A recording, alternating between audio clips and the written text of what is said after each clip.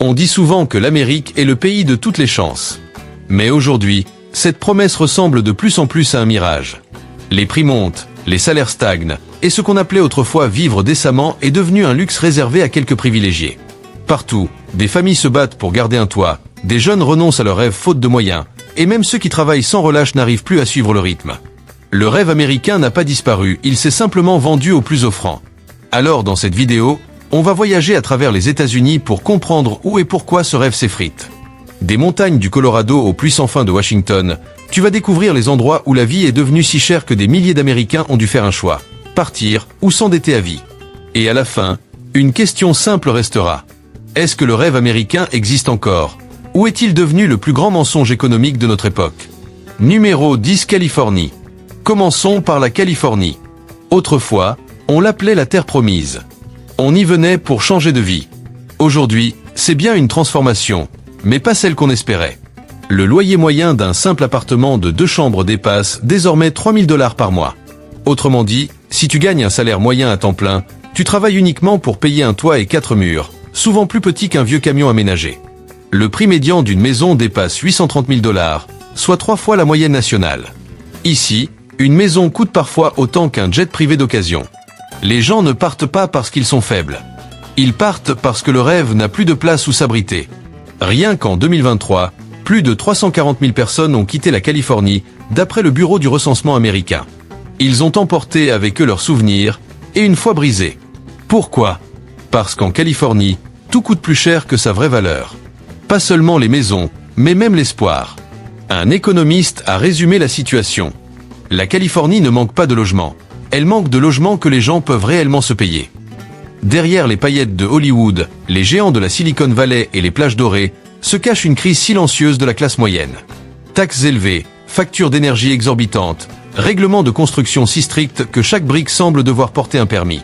Tout cela a transformé le rêve américain en un luxe à l'entretien le plus cher du monde. Ironique, non? Des employés de grandes entreprises technologiques dorment dans leur voiture devant le bureau. Des enseignants, des infirmières, des facteurs. Ceux qui font tourner la société ne peuvent même plus vivre là où ils travaillent.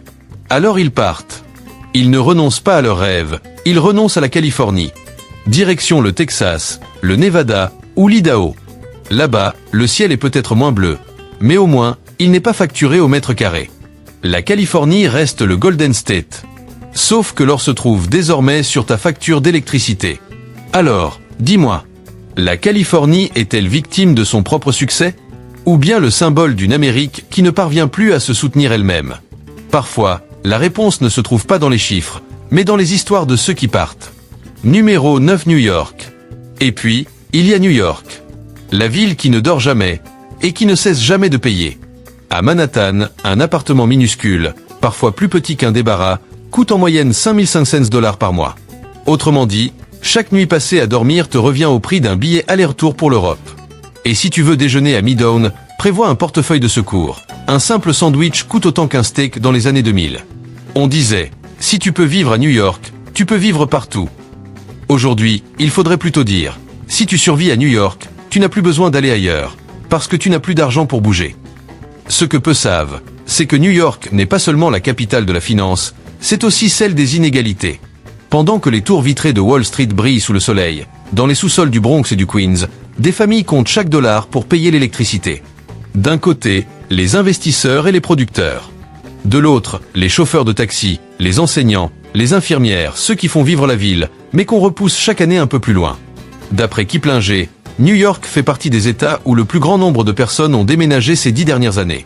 Non pas par haine de la ville, mais parce qu'ils ne peuvent plus s'y attacher à ce prix-là. Ce n'est pas seulement l'inflation. Ici, tout est surcoté. Les repas, les assurances, les soins, tout est plus cher, simplement parce que c'est New York. La ville vend une illusion. Tout vaut son prix, tant que tu es assez fou pour le payer. Depuis la pandémie, les chaînes d'approvisionnement peinent à se stabiliser, les taxes locales explosent, et les salaires des élites font grimper les coûts pour tous. Un système si sophistiqué que même la souffrance y a sa propre marque. Autrefois, New York représentait l'espoir et la réussite. Aujourd'hui, elle symbolise surtout l'épuisement. Des gens cumulent 2, parfois 3 emplois, sans oser tomber malade, car une journée d'arrêt, c'est un jour de loyer perdu. Un chauffeur Uber a un jour plaisanté. Je n'ai plus besoin de GPS pour trouver mon chemin. juste pour trouver une place gratuite. C'est drôle, mais amer. Dans cette ville, chaque minute de repos est facturée. Et quand les gens partent, ils gardent un souvenir de New York. Comme on se souvient d'une histoire d'amour chère, inoubliable, mais impossible à revivre. Et si tu crois que New York a atteint sa limite, attends de voir ce qui se passe dans le paradis terrestre. Numéro 8, Hawaï. Ah, Hawaï. On l'appelle encore le paradis sur Terre. Sauf qu'ici, même le paradis a un prix qui grimpe chaque mois. Un litre de lait coûte 4 $, une baguette presque 7, et la facture d'électricité dépasse souvent 200 $, même si tu n'as qu'un ventilateur et une cafetière. Absurde? Pas vraiment. À Hawaï, l'absurde est aussi naturel que le bruit des vagues. D'après les chiffres de Datapanda, Hawaï affiche un indice du coût de la vie de 184, le plus élevé des États-Unis. En clair, vivre ici revient à dépenser presque 2 fois plus que la moyenne nationale. Et ce n'est pas juste cher, c'est un niveau de cherté qui te fait remettre en question le sens même du mot vivre. Pourquoi? Parce que tout, absolument tout, doit être importé. Des légumes au carburant, jusqu'aux matériaux de construction. Acheminer un conteneur depuis le continent peut coûter plus de 10 000 $. Résultat, chaque pain que tu achètes a parcouru plus de kilomètres que toi cette année. Le prix moyen d'une maison dépasse 850 000 $, et même un petit appartement modeste se loue à des montants indécents. Beaucoup d'habitants natifs, des familles nées et élevées sur ces îles, ne peuvent plus se permettre de rester chez eux. L'un d'eux confiait au Honolulu Civil Beat: « Je ne pars pas par envie, je pars parce que je ne peux plus rester. » Amer, n'est-ce pas? Ce paradis que tant de retraités rêvaient de rejoindre est désormais un endroit où il faut travailler davantage juste pour pouvoir dormir tranquille. L'image reste belle, l'océan bleu, les plages dorées, les palmiers dansant au vent. Mais derrière cette carte postale se cache une autre réalité. Hawaï détient le taux de sans-abrisme le plus élevé des États-Unis, selon Time Magazine.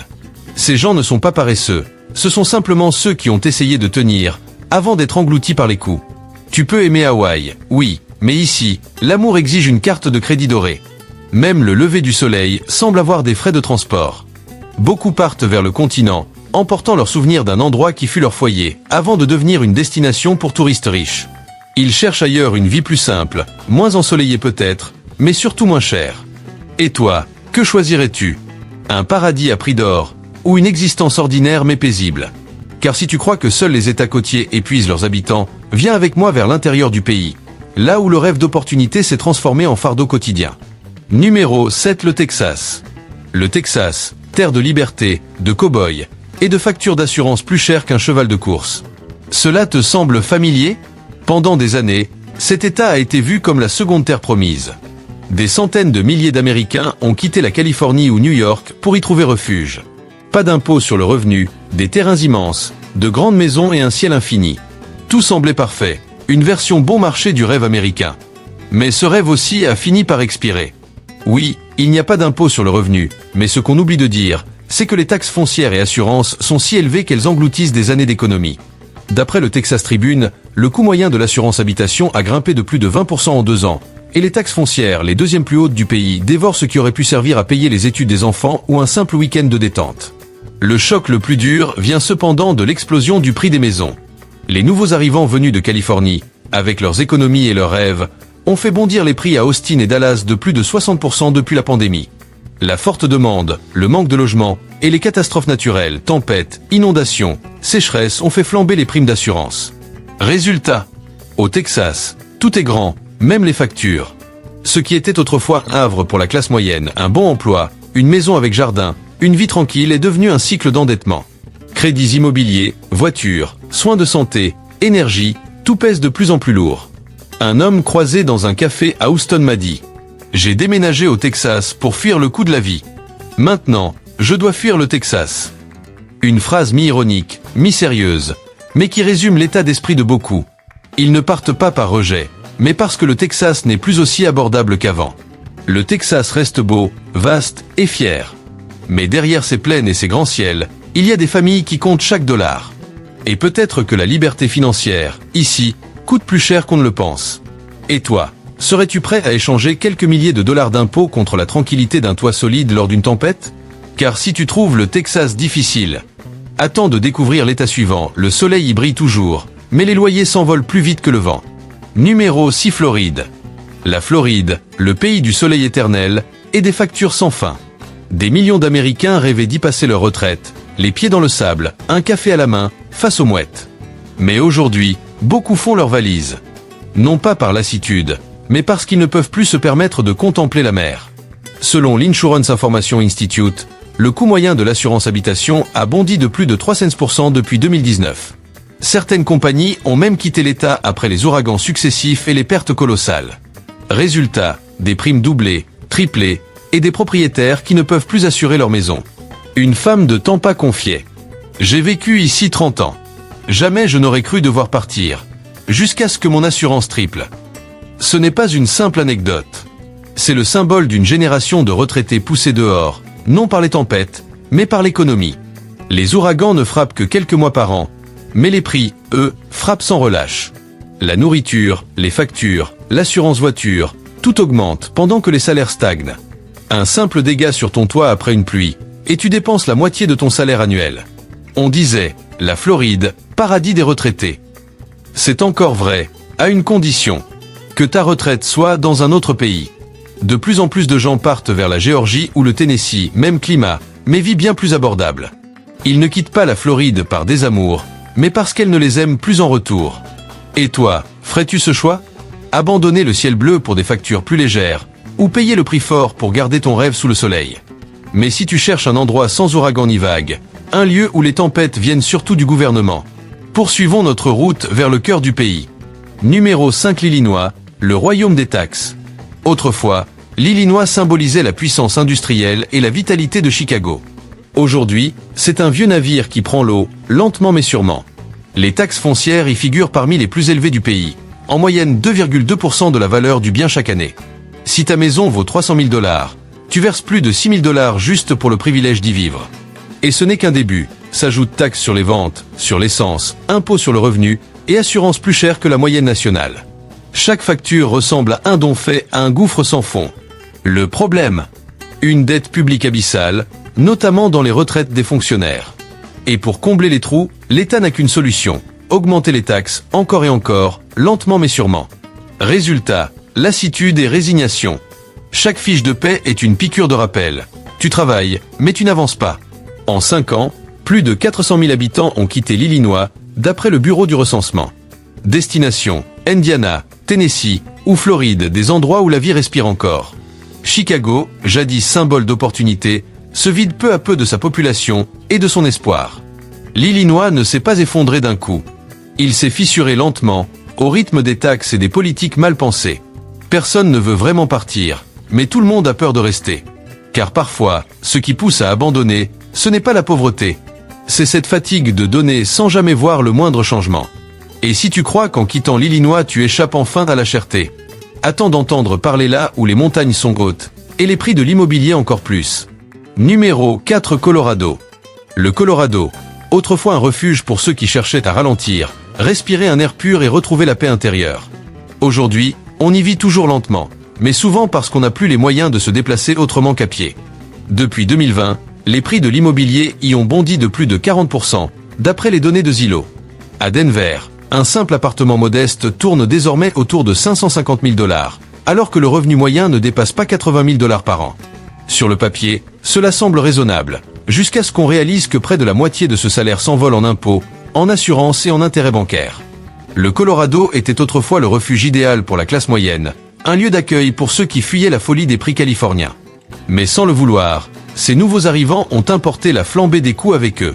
Denver, Boulder, Fort Collins, des villes autrefois calmes et respirables sont désormais saturées, onéreuses et étouffantes. Après la pandémie, de nombreux télétravailleurs ont vu le Colorado comme un rêve. Travailler entouré de montagnes, faire du ski le week-end, siroter un café face au lever du soleil. Mais tout le monde a eu la même idée. La demande a explosé, l'offre de logement n'a pas suivi, et les loyers se sont envolés. Résultat, les habitants de longue date ont été peu à peu repoussés toujours plus loin.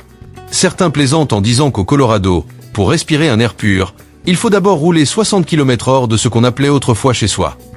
C'est ce qu'on appelle l'étalement suburbain, ces banlieues qui s'étirent à perte de vue, où chaque trajet devient un combat contre le temps, l'essence et la fatigue. Aujourd'hui, le Colorado ressemble à un café d'artisan raffiné, parfumé, mais hors de prix pour se habituer au café filtre. Sa beauté reste intacte, mais le prix pour en profiter pousse beaucoup à renoncer. Et toi, tu penses que le bonheur mérite un tel coût? Parfois, vivre un peu plus simplement ailleurs, c'est peut-être vivre mieux, tout simplement. En quittant le Colorado et en roulant vers le nord-ouest, la pluie t'accueille bientôt. Bienvenue dans l'État, où le ciel reste gris, le café brûlant, et les factures, toujours en hausse. Numéro 3. L'État de Washington.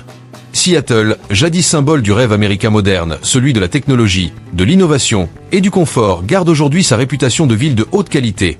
Sauf que cette qualité a désormais un prix plus élevé que les nuages qui entourent la Space Needle. Selon Nimbeo, le coût de la vie à Seattle est 49% plus élevé que la moyenne nationale. Concrètement, un déjeuner à $10 ailleurs t'en coûtera 15 ici. Et si tu loues un appartement à $2000 au Texas, attends-toi à payer près de 3000 ici, à condition de trouver une place de parking. Autrefois, Seattle était le repère des rêveurs et des créatifs. Aujourd'hui, seuls ceux dont le salaire dépasse les 6 chiffres peuvent encore s'y permettre de rêver. Les géants comme Amazon, Microsoft ou Google ont fait briller la ville, mais ils ont aussi propulsé le coût de la vie à des niveaux inaccessibles pour la plupart. Des milliers d'ingénieurs affluent, accompagnés de cafés bio, de supermarchés haut de gamme et d'immeubles modernes, pendant que les infirmiers, les serveurs et les enseignants doivent s'exiler à 40, 60 km, affrontant la pluie chaque matin pour aller travailler. Et même si l'État ne taxe pas les revenus, le reste compense largement. Taxes sur les ventes, frais de service, énergie et santé hors de prix. Goutte après goutte, comme la pluie qui ne s'arrête jamais, les dépenses s'accumulent jusqu'à vider ton portefeuille. Le Washington reste magnifique, avec ses forêts de pins et ses lacs limpides. Mais la beauté ne paye pas les loyers, et la poésie ne remplit pas le frigo. Peut-être que ce qu'il y a de plus cher ici, ce n'est pas le logement, c'est le prix à payer pour s'accrocher à un rêve sous une pluie sans fin. Numéro 2. Nevada, le mirage du rêve facile. Le Nevada, ce nom évoque les casinos, les lumières de Las Vegas et la promesse d'une vie sans limite. Mais derrière les néons et les jackpots, se cache une réalité bien plus terne. Autrefois, le Nevada attirait ceux qui rêvaient d'un nouveau départ, un état sans impôt sur le revenu, des loyers abordables et du soleil presque toute l'année. Mais aujourd'hui, le mirage s'estompe. Depuis quelques années, les prix de l'immobilier ont grimpé de plus de 45%, selon les données de Redfin. À Las Vegas, le loyer moyen d'un simple appartement dépasse désormais les $1800 par mois, soit presque le double d'avant la pandémie. L'eau se fait rare, les températures montent, et les factures suivent la même trajectoire. Ironiquement, l'état du jeu est devenu un pari pour vivre dignement. Ceux qui avaient fui la Californie pour trouver refuge dans le désert y ont apporté, sans le vouloir, la flambée des coûts. Les banlieues s'étendent à perte de vue, et les travailleurs locaux doivent conduire de plus en plus loin pour se loger à prix raisonnable. Les hôtels et les casinos continuent de briller, mais ceux qui y travaillent vivent souvent à des dizaines de kilomètres des lumières qu'ils entretiennent chaque nuit. Le Nevada ne manque pas d'emplois, mais ce sont surtout des emplois qui ne couvrent plus le coût de la vie. Le carburant, les soins, l'électricité, tout coûte plus cher qu'avant. Et dans un état où la richesse semble à portée de main, beaucoup finissent par se sentir plus pauvres que jamais. Le rêve du Nevada, c'est celui d'un monde où tout est possible, mais où chaque victoire se paie cher. Et parfois, on réalise que la seule chose qu'on gagne à la fin, c'est la lucidité. Numéro 1. Arizona, le prix du soleil éternel. Bienvenue en Arizona, la terre du soleil infini, des canyons majestueux et de l'air brûlant du désert. Un état qui a longtemps symbolisé la liberté, la tranquillité et le coût de la vie accessible. Mais aujourd'hui, même ici, le soleil ne brille plus gratuitement. Entre 2020 et 2024, les prix de l'immobilier ont augmenté de près de 60%, selon Zillow. À Phoenix, une maison moyenne vaut désormais près de $500 000, alors que les salaires n'ont pratiquement pas bougé. Les loyers, eux, se sont envolés de plus de 30%. Et ce n'est pas tout. La chaleur record de ces dernières années a fait grimper les factures d'électricité à des niveaux ahurissants. Autrefois, les retraités venaient ici pour une vie paisible et abordable. Aujourd'hui, même peine à suivre. Les jeunes familles, quant à elles, quittent les grandes villes pour des zones plus éloignées, mais finissent piégées dans des trajets quotidiens interminables, brûlant de l'essence à des prix toujours plus élevés. L'Arizona est devenu un paradoxe, un endroit où le climat attire, mais où la chaleur étouffe financièrement. Les villes comme Tucson ou Phoenix continuent de croître à toute vitesse, mais sans infrastructures suffisantes. Le résultat ? Des routes saturées, une pollution croissante, et des factures qui ne cessent de grimper. Pourtant, malgré tout, l'Arizona reste magnifique. Le coucher de soleil sur le désert, les montagnes rouges, les horizons infinis. Mais ici aussi, la beauté a un prix. Et beaucoup commencent à se demander, à quoi bon vivre sous un soleil éternel, si chaque rayon te coûte une partie de ton avenir ? Et voilà, notre voyage se termine. Du soleil de la Californie à la grisaille du Nord-Ouest, 10 États différents, mais un même soupir. Le rêve américain coûte plus cher que jamais. Autrefois, on disait, Travaille dur, rêve grand. Aujourd'hui, il faudrait ajouter, prépare un plan B, une épargne d'urgence, et un cœur assez solide pour encaisser ta prochaine facture d'électricité. Le coût de la vie, ce ne sont pas que des chiffres froids. C'est ce sentiment que tu ressens à la caisse d'un supermarché, en regardant le total et en te demandant « Comment une vie normale est-elle devenue un luxe réservé aux riches ?» D'Hawaï à New York, du Texas à Washington, de plus en plus d'Américains abandonnent non pas parce qu'ils sont faibles, mais parce que le système ne les écoute plus. Et maintenant, j'aimerais savoir, dans quel état vis-tu? Est-ce que le coût de la vie y dépasse ce que tu gagnes? As-tu déjà pensé à partir, à changer de mode de vie? Partage ton histoire dans les commentaires, car derrière chaque statistique, il y a un vrai visage, une vraie voix, une vraie vie. Et peut-être que ton témoignage aidera quelqu'un d'autre à trouver sa voie. Si cette vidéo t'a fait réfléchir, pense à t'abonner, à laisser un like et à activer la cloche pour ne pas manquer nos prochaines analyses sur les paradoxes de la société américaine, un pays où le rêve reste beau, mais où les factures, elles, ne cessent de grandir. Merci d'avoir regardé jusqu'au bout. On se retrouve très bientôt pour une nouvelle plongée dans une Amérique plus vraie, plus humaine et parfois un peu plus chère.